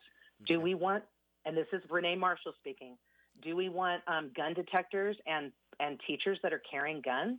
No. School needs to be a safe place for children, and we need to go to the source of what is happening. The source of what is happening is not schools. The source of what is happening is the people that are engaging in this behavior. So I want to talk about things like gun restriction, because I personally do believe in that, Matt. But here's why. Our prefrontal cortex in our brain is not fully developed until you don't have full rational thought until you are 25 years old. So what's been happening is we have 18-year-old boys, because that's who it is. It's 18-year-old boys who are shooting things right now and have been for a long time. And so I'm wondering, are those 18-year-old boys, will they be the same person at 25? First of all, they're not going to be, because the way that we think, when we're 18, we're indestructible. Yeah. Nothing can happen to us. You don't understand the tangibility of death and what those kind of things. And think about too, what do we market to the children? Okay, let's think about this. I have twins that are 15, so I'm literally living this with a boy and a girl. And my daughter gets offered to go to free leadership camp. You want to be an entrepreneur? No problem. Here's all the free resources. You want to be a girl in STEM? Oh my gosh, we're going to do all sorts of things for you. But wait a second. If you're a boy, okay, are you interested in sports? Because in Santa Clarita, if you're not training by 5 to 7 years old, there's no way you will get on a high school team. If you're a boy, What's being marketed to you? Video games, violence, guns? When we see children not engaged and children who don't feel valued, and I'm saying children because when you're 18, like you've just hit that adulthood, right? Yeah. People act out. When are we going to get to the time where we're going to honor birth to 18 as childhood and allow people to be children? Instead, we dress them up early. Yeah. We sexualize them. In kindergarten, we laugh about, oh, look at my kid's boyfriend and my kid's girlfriend. People right now are literally putting fake acrylic nails on infants. Did you see that the Kardashians recently had a 3-year-old in a gold dress that walked the red carpet like an adult, a 3-year-old? Why? Why do we do that, Matt? Like, what if we as an entire community decided to be child-centered? Okay, stay with me on this one because it's going to sound a little crazy. But I've talked with other people in our community. What if as a community we vowed to stay child-centered? And I mean things like this that send a direct message to kids. Guess what? If you want to go to the restaurant and get a kid's meal, you can get that up until you're 18 years old. It doesn't stop when you're 7, doesn't stop when you're 10 or you're 12. What about if you want a discount movie ticket, a discount ticket for a theme park? Do you know right now, like if somebody goes to Disneyland, if you're 10 years old, you pay as an adult. 10 years old as an adult? Yeah. Kids need to be engaged. Like, and I don't want to throw it on the parents entirely. As a society, we need to honor children and to work with them like treat them like the valued people that they are. Imagine if we had conversations like our school system's going to change, Matt. We've got TK coming through. We're suddenly going to have 4-year-olds in K through 12, and not just a couple. We're going to have thousands of 4-year-olds going into our school system. Plus, through expanded care, we're also going to now need 200,000 more expanded care youth workers to work with our kids. So we've got this opportunity where we can be having these conversations. And Matt, right now we've got kids with an IEP that have a document that carry them throughout their whole education. What if we had an individualized education plan for every child starting at 4? So now you're singing my song because that's exactly what we do at iLead Schools, and I don't want to get back into that as a means of advertising for our schools, but it sounds like you're saying this isn't a single issue problem that we're having in America. It's a societal thing, a full wraparound thing. And I'm with you. I personally have gone after presidents of television stations for sexualizing children and putting out adult images for our children to consume. But are you willing to take this all the way, Renee? For example, we allow kids to drive cars at 15 and a half, 16 years old. We allow people to vote at 18. Enlist in the military at 18. Are you advocating pushing all of those things back to 25 until we reach full cerebral development? I don't think we could ever get it to 25, but I think we could get it to 21. Because I think we could say, if you can't buy a beer, you can't join the Army. If you can't buy a beer, you can't buy a gun. And so I don't know if we'll ever get to 25, Matt, but I truly believe that we could move to 21. And I'm not sure about the driving. I'd honestly need to do a little bit more research in terms of like the spatial development of kids and the fine and gross motor of kids and that age range when they would be optimal to be safe to be a driver. Because based on brain development, it could be that maybe 16 or 18 is okay. Do you know what I'm saying? Yeah. So there's some things that can fall within the bracket, but then there's other things that are not. And I've got to be honest, like some things too, I think get pushed under. I remember when one of my own children, I saw some indicators when they were 8 years old that they were suffering from depression. I talked to a doctor, their pediatrician from birth, and I was told, oh, don't worry about it. So I think we also need to have some early monitoring where if there's concerns, action can be taken immediately as opposed to saying, don't worry about it. Let's wait till it bubbles up. Yeah, and it's something that obviously everybody's talking about this week. But, it's a complex issue. We need to talk about it next week, too, and next month, and not just this week and then wait till it happens again. There's a lot to be done. It's complex. It's not as simple as just pass this one law or do this one thing or add more funding to this program. Renee Marshall is a community leader, an education expert, advocate, and consultant. She's joining me this morning. We've got so much more to talk about, and Renee is just such an amazing source. We'll be right back with more. I am Matt Watson, and you're listening to SCVI and iLead Schools' Eye on the Valley on your hometown station, KHTS. Accidents happen, but rest assured Patterson's Collision Center is here to help. Patterson's is a family-owned and operated collision repair facility providing the Santa Clarita Valley with premium collision repairs. Patterson's prides itself on being the only California-certified green repair shop in all of Santa Clarita. They are insurance claim specialists and even offer payment plans for your deductible. For personalized, friendly service, visit pattersonscollisioncenter.com or call 294-1011 and let Patterson's Collision Center help ease your worries today. SCVI is a tuition-free TK through 12 charter school that gives your child boundless opportunities to think critically and imagine freely. We offer a customized learning program built around your child's unique interests and strengths, with the only international baccalaureate program in all of Santa Clarita. Our approach keeps students and families in step no matter where your learning is taking place. Be empowered to make your mark on the world at SCVI. To take a tour or enroll now in our one-of-a-kind program, visit iLeadSantaClarita.org. iLead Schools, free to think, inspired to lead. The ugly truth about vertigo, and it's not a tumor. Discover the 3 most common mistakes that must change to stop vertigo for good. Hi, I'm Dr. Thomas Palucki, and WebMD chooses me as best chiropractor and functional medicine in Santa Clarita. Something to think about. So, when you're ready to get better, go to drpalucki.com. That's drpalucki.com to schedule your free consultation now. It's time to enhance your natural beauty at Hestia Medical Spa. Select from a large menu of services, including an assortment of fillers that can be used in the face, lips, hands, and a variety of other body parts. Get rid of that double chin with Kybella, an injectable treatment to permanently destroy fat cells under the chin. Hestia Medical Spa also offers Botox, Dysport, and Xeomin to help reduce severe frown lines. Experience rejuvenation at Hestia Medical Spa, located on Valencia Boulevard next to City Hall.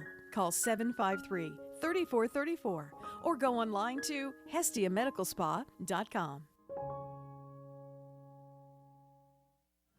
Healthcare can be difficult if you're underinsured or have Medi-Cal. Samuel Dixon Family Health Center can help. Services are available on a sliding fee schedule. The mission of the Samuel Dixon Family Health Center is to give the Santa Clarita Valley access to affordable, quality primary care.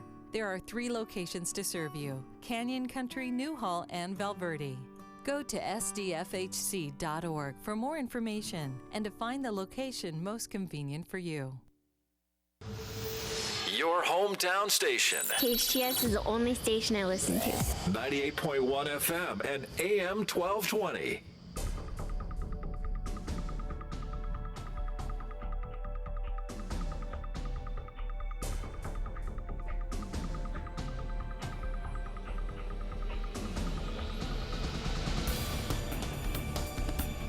Welcome back. You're listening to KHTS, your hometown station, 98.1 FM and 1220 AM. This is SCVI and iLead Schools' Eye on the Valley, and I am your host, Matt Watson.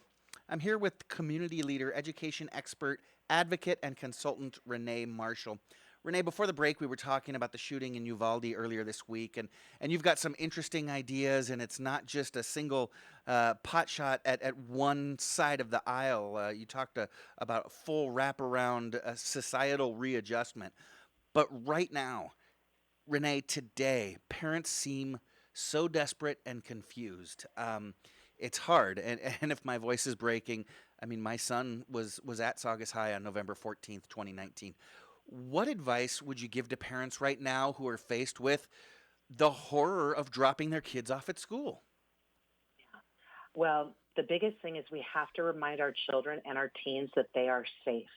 And I know that's especially hard given our context within our community and that our community has been victimized. You know, our community has been a victim of gun shootings. But we have to tell the children and the teens that it's safe. We have to, if they are struggling and don't feel like it's safe, then we can remind them that there's officers on campus. The SCV sheriffs have had great presence this week. Yes. They usually do already, but on top of everything, they even ramped it up more. So ensuring children feel they're safe.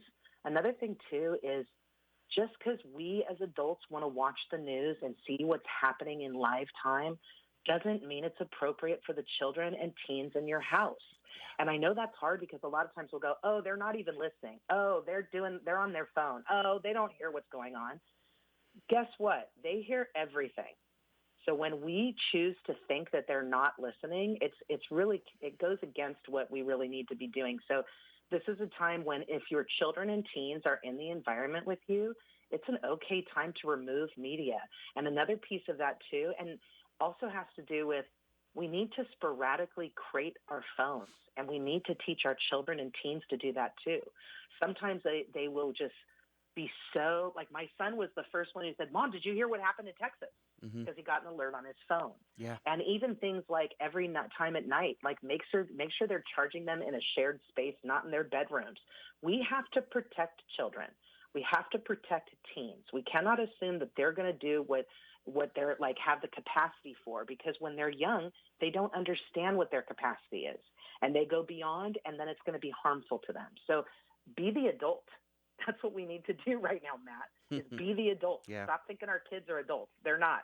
Let them be kids and teens, and we be the adults as much as possible, and remind them that they're safe.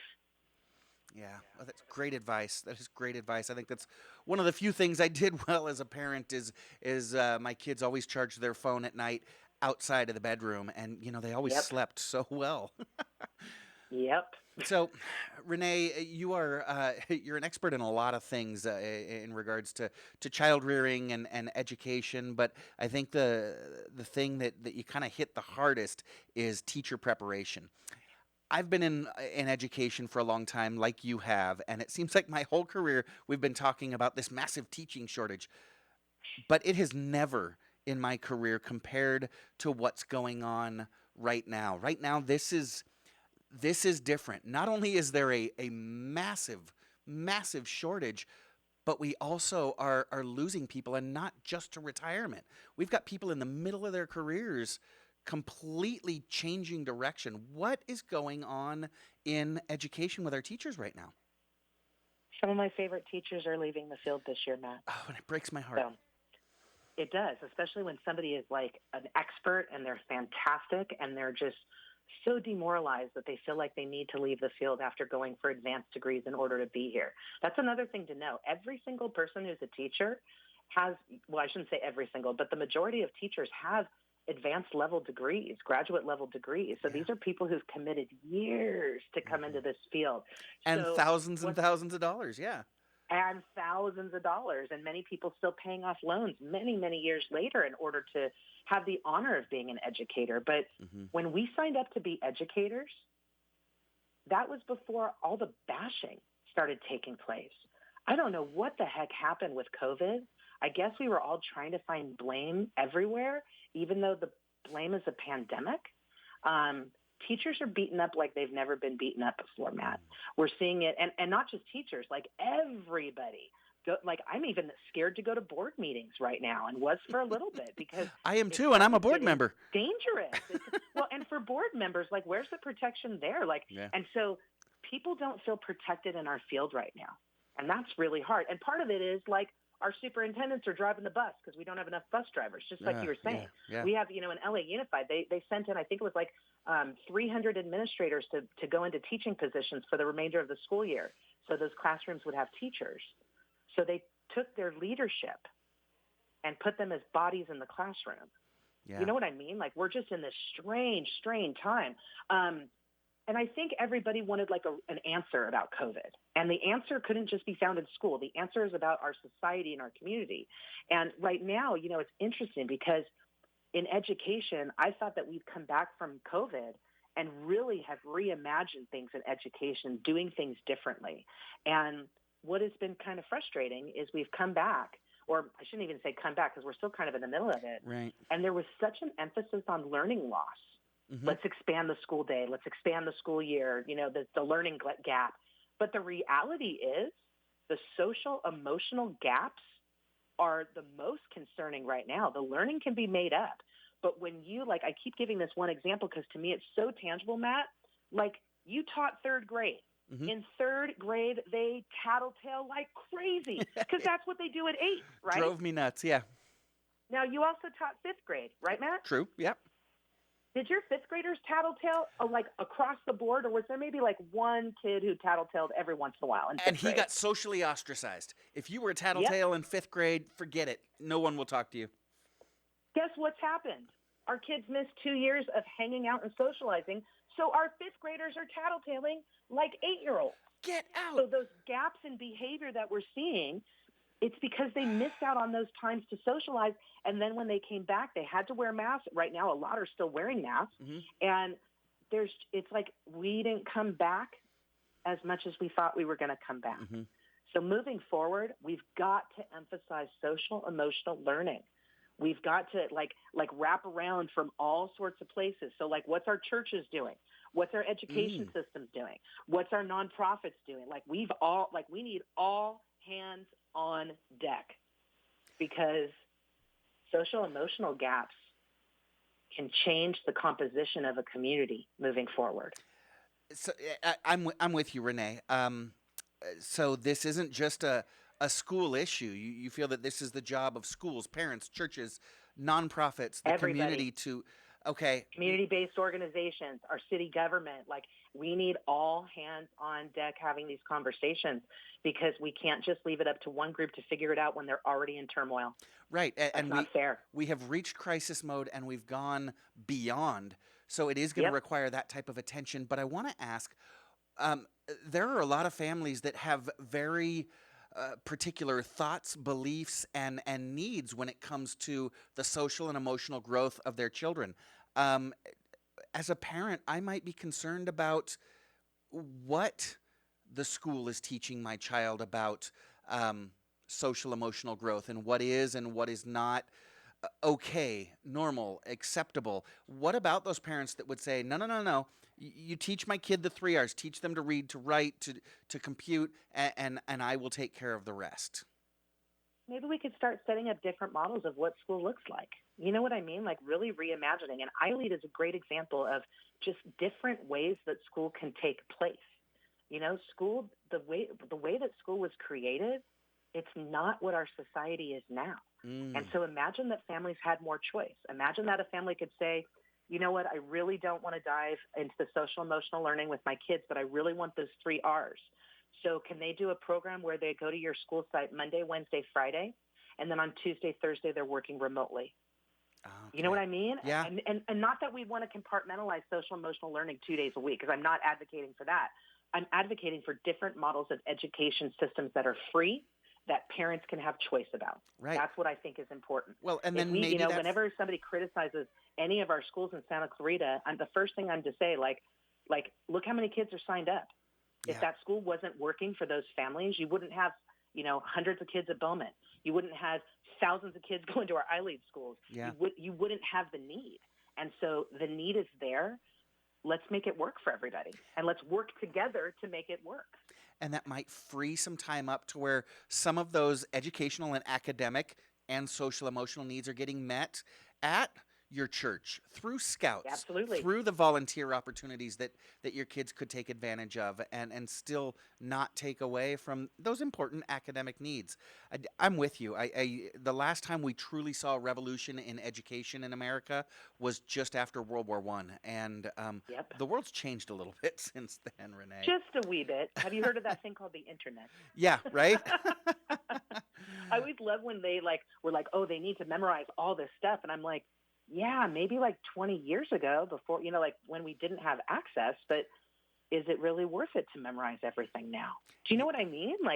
I absolutely know what you mean, and that's the reason why we've shifted at our schools at iLead to not teaching our kids what to think, but teaching them how to think, because they've got to be able to process the information, not access it. Absolutely, but that's not, access is the norm. Right. Not the processing. Now, access can have several different meanings, and this allows me to tap into something that I want to talk about. We've only got a couple of minutes left, but we've been hearing a lot in terms of access. We've been hearing a lot about this word equity.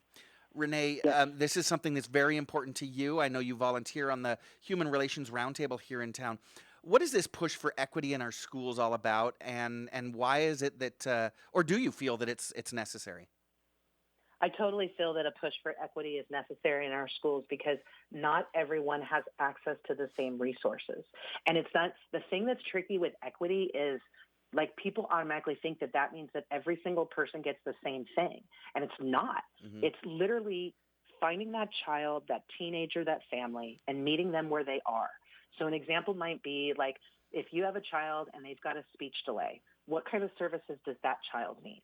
If you've got say you're a first-generation family in Santa Clarita and English is not your first language, what kind of resources does the children and that family need? And we need to like meet people where they are. And so equity is truly making sure or trying to make sure that people have what they need to feel whole and to feel good and to be, to get the resources that they need for their family. And so equity, it's not like this hard stop. It's not like we're just going to like get it and be good to go. It's we're constantly looking at different groups that have inequities and trying to find ways to like open doors to resources, open doors to access. And so, and I try to have conversations with my kids too. Just this morning, we were driving up to my kids' high school and my daughter was with me, not my son. And the kids were coming out of the bus. And I said to her, how many blonde kids ride the bus at your school? And you should have seen her face. There was like probably 75 kids coming out, and all of them had brown or black hair. Mm-hmm. There was literally not one blonde kid. And she goes, oh, that's really weird. I guess today there's no blonde kids. And I said, why do you think I mentioned that to you? And she goes, because I think it's important to realize like different groups and like what like these kids don't have their parents can't drive them to school today. So they need to take a city bus to get here. And she goes, and I'm not trying to like make a judgment on them. It's just important to kind of realize what people have and what people don't have, because that's how we help. So you bring up a couple of questions that I've got here, and you know me, Renee, I'm always pushing back. I'm good with it, Matt. If my kid, which my kids kind of didn't, right? They didn't fall into that special needs category. They didn't fall into, they weren't first generation. Second language learners, right? not Exactly. First generation. Although my oldest did qualify as an IFEP, industry talk. But if my kids don't fall into those groups, is that taking resources away from my kid in order to give it to somebody else's kid? Because I got to be honest, I'm concerned about my kid, Renee. Yeah, absolutely. Guess what? There's enough resources for everybody. Okay. And I know I don't mean to sound like ignorant on that, Matt. There are tons of resources, especially post-COVID, that we could be tapping into as a city, as schools, and so I don't want to feel like the pot is going to be depleted. I look at it differently when I say, like for instance, if you've got a child, like if you have access to food, but the kid sitting next to your kid doesn't have access to food, do you really think that your kid needs to get a share of their food? So do you know what I mean? If your kid already has a full belly, why do they need more food? Right. So it's that kind of concern would come from a scarcity mindset rather than the abundance mindset that we need to have. Absolutely. And it's also like an asset versus deficit mindset. If you have a deficit mindset, then life will be hard all the time. Yeah. And not that I want people to have rose-colored glasses, but look at things and go, okay, I don't understand this. Let me think of it from a deficit mindset, and let me think of it from an asset mindset. Yeah. You know what I mean? And then do. Try to flip your own thinking. Like we need to be reflective. We need to be critical thinkers. If we want our children and our teenagers to be thought-provoking individuals that are intelligent and contribute to society, we got to do that too. Yeah. And so when we don't believe something, we absolutely should push back, because if we push back and then a school or an agency explains the rationale, then that's a reciprocal conversation. We got to get back to that. We got to get back to dialogue. And when we don't understand something, let's not attack. Instead, let's ask, let's discuss, let's learn more, and then let's figure it out together and move forward. We need to move away from attacking all the time. I love that. Feel free to push back, but do so with an open mind. ask and then and listen. an open heart. Yeah. Most people are not coming in here like jerks. Most people are pretty nice and maybe misunderstood. Yeah. You know? Yeah. Renee, you talk about things that make our life hard. And speaking of which, you've met my brother. You know, he always comes with the trivia at the end of the show. I know you're busy, but do you have time to stick I'm around? ready. I'm going to do it. But All if there's right. anything on Greek mythology, just do not. If there's anything on like 1990s or 2000 pop culture, I'll probably be okay. Okay, so Big T, you got about 10 seconds to put those together and give us a call.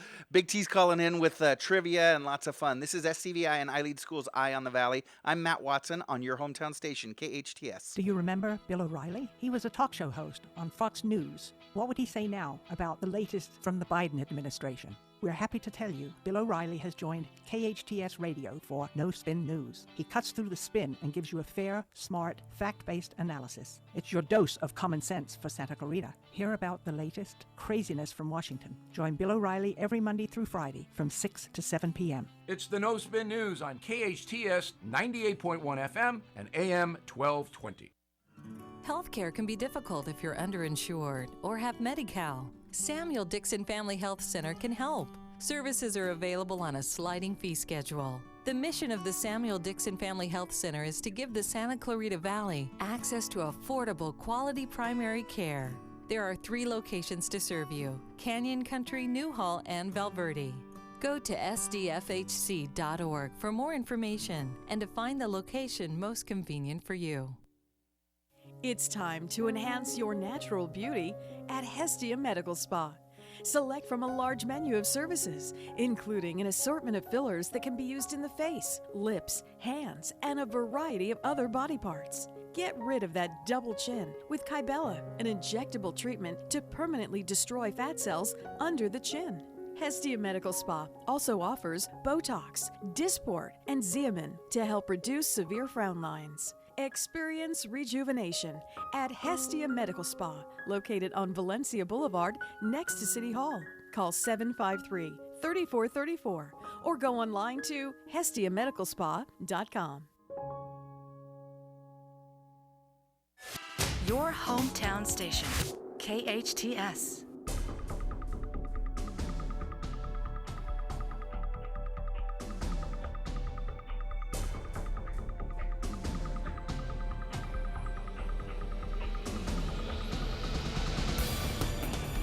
Welcome back. You're listening to KHTS, your hometown station, 98.1 FM and 1220 AM. This is SCVI and iLead Schools Eye on the Valley. I am your host, Matt Watson, and I'm joined this morning by educational expert Renee Marshall. And now it is time for Big T's 5 Minutes of Fame. Y'all know Big T. He is a longtime resident and leader in the Santa Clarita Valley. He's an executive and philanthropist. He's an amazing father, husband, and community leader. And he's been looking for 27 years, but he still cannot find Waldo. Here he is. He's Mom's big favorite. Big T, welcome to the show. Nice. I love that. Thank you. Appreciate it. Hey, no problem. I'm here for you, brother. So, Renee, you remember the rules. Big T's going to throw a trivia question at us. You hit your buzzer by shouting out your name, okay? So your buzzer is Renee, Patty's buzzer is Patty. Because his name sounds like mine, I go by Frogger. Big T, let's do this. Yeah, we're going to skip the fun fact today and jump right into it due to time. All right. So what band was Beyonce originally part of? Patty. Renee. Oh. Patty. Destiny's Child. Destiny's Child's correct. Well done. Who sings the song Don't Stop Believin'? Frogger. I'm not. Renee. Frogger. Journey. Got to be a little quicker, Renee. They're on it. I know. Which musician sings the song Ice Ice Baby? Renee. Oh. Renee. Vanilla Ice. That is correct, Vanilla Ice. Who has turned into this whole renovate stuff now. He has a whole different career. Yeah, he became does. Tyler so this from is his third HGTV. career. The next question was, what was Vanilla Ice's career before he became a rapper? Frogger. Was he? I thought he was like in construction. Was he a contractor? Incorrect. Anybody? Patty. I'm gonna. Patty. Skateboarder. And then Renee. Incorrect, but you're close. No. I think I might be wrong, Matt. I was thinking demolition. Oh. He was a pro motocross. Motocross. Oh, wow. Interesting. Right? That's close enough. What, Patty, this is right up your alley. All What right. 2 actors played FBI agents in the movie White Chicks? Oh, Frogger. Renee. Frogger. Renee. Sean Wayans and Marlon Wayans. That is correct. Oh, Nicely that's done. right. It's been a while since All I've right, seen that. some Papa trivia for you. Who was the last Major League pitcher to hit a home run? Frogger. Frogger. Don't go Shohei Ohtani. I was going to say Shohei Ohtani. This conference is now locked. Whoa. Uh-oh, somebody just locked our conference, Big T. Okay, so I won't go Shohei Ohtani. I was going to go Clayton Kershaw, but I know Ohtani has gone deep this year. But not when he's pitching. I see. So Clayton When he Kershaw is DH. what I'm sticking with. No. Anybody else? I got nothing. I was going to say Shohei. San Francisco reliever Logan Webb hit a home run October 3rd, 2021. The last person to be pitching and hit a home run at the same time. Yeah, but he won't be the last. Ohtani's going to hit one out. Yeah, totally. But he doesn't hit when he pitches. Oh, he doesn't hit when he pitches? Oh, because it's DH now, yeah. He DHs. Alrighty, let's get back to more of the white chicks trivia. In baseball, what's the battery? Frogger. Frogger. That's the pitcher-catcher combo. Absolutely. What's the hot corner? Frogger. Frogger. Third base. Yeah. Absolutely. Where does SpongeBob SquarePants live? Patty. Patty. Bikini Bottom. What are the names of the parents in The Simpsons? Patty. Oh. Renee. Marge and Homer Simpson. Okay. What's the name of the boat in Jaws? Nope. I don't know. Not doing it. I'm not doing that. Yeah, the only thing I got is Minnow, but that's Gilligan's Island. Right. Yeah. Orca. Orca. Orca. Okay, a little bit bigger than a minnow. Nope. Can't do Yep. it. Hey, Can't do it. the Triple Crown Award is given to a horse that wins which 3 races? Frogger. Frogger. Kentucky Derby, Belmont Stakes, and the Indy 500. Anybody get the third? I don't know. I only knew. We'll give Kentucky. Frogger half a point. Oh, the yeah. Preakness. The Preakness, that's, I knew I was forgetting one. Cacio Pepe is a staple in what Italian city's cuisine? Oh. Frogger, Milan. Incorrect. Patty, you got an Italian city? Patty at Rome. I don't know. Rome is correct. Oh, with the pole. Which of the following sauces is not traditionally vegan? Hoisin, Worcestershire, mustard, or wasabi? Frogger. Patty. Frogger. Wasabi. What was that? Wasabi. No, incorrect. Patty. No. Patty? Hoisin. Incorrect. Renee? Renee, can you repeat the names of the sauces again, please? Sure. Hoisin, Worcestershire, mustard, wasabi. Worcestershire. That is correct. Worcestershire. Are we sure we're pronouncing that correctly? Worcestershire. Okay. Worcestershire. What is the state animal of Alaska? Patty? Renee? Patty, then Renee. Is it a moose? It is a moose. Yay! Hey, What I've been US in Alaska and seen a moose, like in front of our house. Zoinks. Yeah, they're cute. That would freak It's me scary. out. It yeah, would you gotta attack stay Maddie. away. Yeah. Oh, it would run me through. Yeah. Yeah. What U.S. state only has one school district? Frogger. Frogger. Rhode Island. Incorrect. Patty. Renee. Maine? Incorrect. Patty. Patty, you got anything? Montana. Incorrect. Hawaii. Oh, interesting. Oh, that's right. Everything's run by their Department of Education over there. Everything. Yep. That would make sense with Hawaii. What state has the most lakes? Frogger. Patty. Frogger, then Patty. I'm going Minnesota. Minnesota. Land of a thousand lakes. What state is the statue of, what state is Mount Rushmore in? Frogger. I don't even know. Frogger. That's South Dakota. That is correct. What state is nicknamed the Sooner State? Patty. No clue. Oh. Patty. Oklahoma. Oklahoma is correct. Because the Boomer Sooners. I know. Boomer Sooners. What are the Minnesota Twins originally named after? Frogger. Frogger. It's the Twin Cities of Minneapolis and St. Paul. Mm-hmm. That is correct. Who did Shannon Doherty play on Beverly Hills 90210? Who? Renee. Who? Renee. Brenda! Just killed all your credibility. Well, I was going to say, Renee, you're going to lose work over this. I have no idea At what least any you of didn't this say is. Name 10 of the actors on the show because I think I could have done that. So that's Oh yeah. that's Could even humiliating. could even told you that Billy was a soccer player for the Galaxy, right? Totally. Last one, Big T. In bowling, how many throws does it take to throw a perfect game? Frogger. Bernie Rubble just ran out of the room. I think it takes 12. 12 is correct. All Big T's righty. gonna jump on a call. Go for it, Big T. Thanks for joining us. See ya. Great job, Renee. It was a close one today. I did pull it off with 7.5 points, but Renee, very Beautiful. respectable indeed.